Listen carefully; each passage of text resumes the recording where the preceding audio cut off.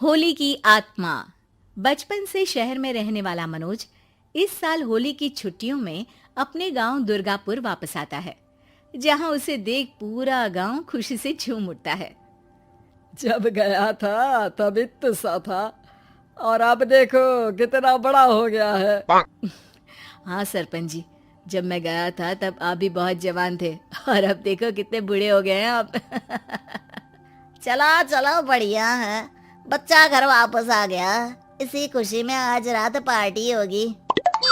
क्या बात है, गांव में भी पार्टियां होने लगी। वैसे अगर पार्टी की बात है तो आज क्यों सीधा होली पार्टी करते हैं। होली पार्टी की बात सुन चहल पहल में अचानक सन्नाटा छा जाता है, जिसे देख मनोज को कुछ अजीब लगता है, लेकिन तभी सरपंच बात पलट देता है। अब बहुत देर हो गई, चलो सब अपने घर चलो, पार्टी के बारे में कल सोचेंगे। मनोज भी मम्मी पापा के साथ घर आ जाता है, पर होली पार्टी और उस पर पूरे गांव की खामोशी वाली बात अभी तक उसके जहन से निकलती नहीं। पापा, होली पार्टी की बात पर सब चुप क्यों हो गए थे? अरे होगी उनकी कोई अपनी बात, मुझे गांव की पंचायती थोड़ी पता है। थक गया हूँ, चलो सो जाते हैं, कल बात करते हैं। पापा की बात मानते हुए मनोज भी सोने चला जाता है। आज तो छुपा लिया, लेकिन हफ्ते बाद जब होली का दिन आएगा तब इसे कैसे रोकोगे? अगली सुबह सूरज के साथ ही मनोज भी गांव घूमने निकल जाता है, जिस पर रास्ते में उसे अपनी ही उम्र के कुछ लड़के भी मिलते हैं, जिनसे दोस्ती कर अब वो उनके साथ घूमने लगता है। इसी तरह कुछ दिन बीत जाते हैं और होली नजदीक आने लगती है। दोस्तों, होली में 4 दिन ही बचे हैं, पर गांव में उसकी कोई तैयारियां क्यों नहीं दिख रही? क्योंकि यहाँ होली नहीं मनाई जाती। अरे पर ऐसा क्यों? वो राजा भूषण। अरे तुम 4 दिन के लिए आए हो, क्या इतना सोच रहे हो?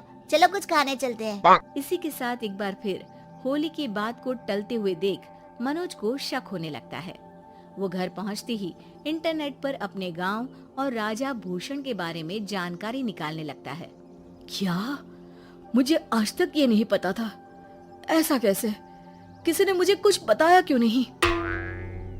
सारी जानकारी लेने के बाद मनोज गांव वालों या अपने मम्मी पापा से कुछ पूछे बिना खुद ही उसकी सच्चाई के बारे में छानबीन करने लगता है, जिसके चलते वो राजा भूषण की हवेली में पहुंचता है। वाह, क्या हवेली है यार। पर क्या यहाँ सच में कोई भूत है? हेलो भूत जी, कोई है क्या? हम इस साल गांव में होली सेलिब्रेट कर रहे हैं, क्या आप उस पर थोड़ा इंटरव्यू देंगे? मनोज के ऐसा बोलते ही गांव में तूफान उठ जाता है और हवेली में रखी सारी चीजें हिलने लगती है। एक अदृश्य शक्ति मनोज को धक्का देकर हवेली से बाहर निकाल दरवाजा बंद कर लेती है। ये सब देख मनोज हैरान रह जाता है। क्या अभी मुझे हवा ने धक्का देकर बाहर निकाल दिया? मेरे होते हुए इस गांव में कभी होली नहीं मन सकती, इसलिए दोबारा ऐसी कोशिश भी मत करना, अंजाम बुरा होगा। आवाज सुन मनोज हैरानी से इधर उधर देखने लगता है, पर उसे कोई दिखाई नहीं देता। वो गांव वापस आ जाता है, जहां तूफान की वजह से सब कुछ तहस महस हो चुका होता है। आखिर ये तूफान आया कैसे?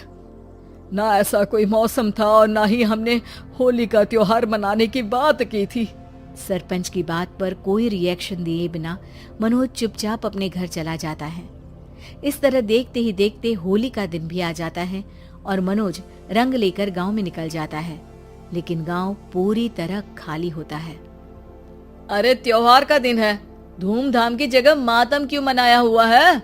मनोज की आवाज सुन सब अपने घर की खिड़कियां खोल के घर के अंदर से ही उसे वापस जाने के लिए कहने लगते हैं, पर वो किसी की नहीं सुनता।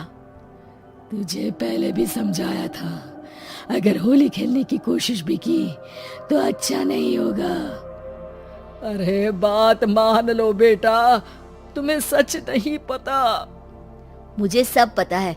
सालों पहले इस राजा ने एक अंधविश्वास फैलाया और आप लोग आज तक उसे मानते आ रहे हो। अरे बेटा, जब तुम पैदा भी नहीं हुए थे उससे भी बहुत पहले से इस गांव पर होली का श्राप है।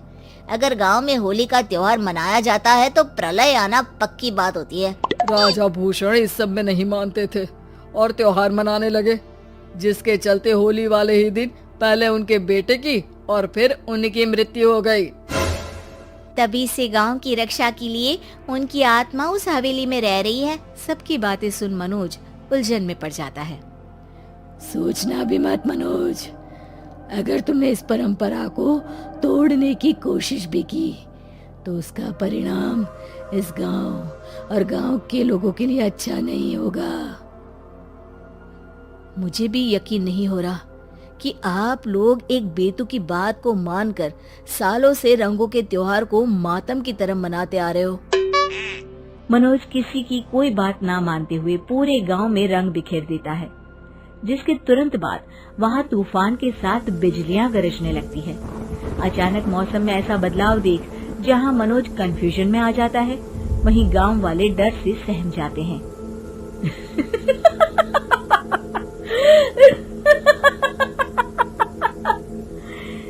इस लड़के ने हमारे जैसे सिर्फ अपने स्वार्थ के लिए नहीं बल्कि पूरे गांव की खुशियों के लिए यहाँ होली मनाई है, जिस वजह से अब इस गांव पर होली का श्राप टूटता है। ऐसा बोलकर राजा का भूत वहां से गायब हो जाता है, जिसके बाद गांव के लोग धूमधाम से होली मनाते हैं। खुशियों के रंग गांव में बिखरे ही होते हैं कि अगली सुबह अचानक मनोज कहीं गायब हो जाता है और एक बार फिर गांव में होली का नया राज शुरू हो जाता है।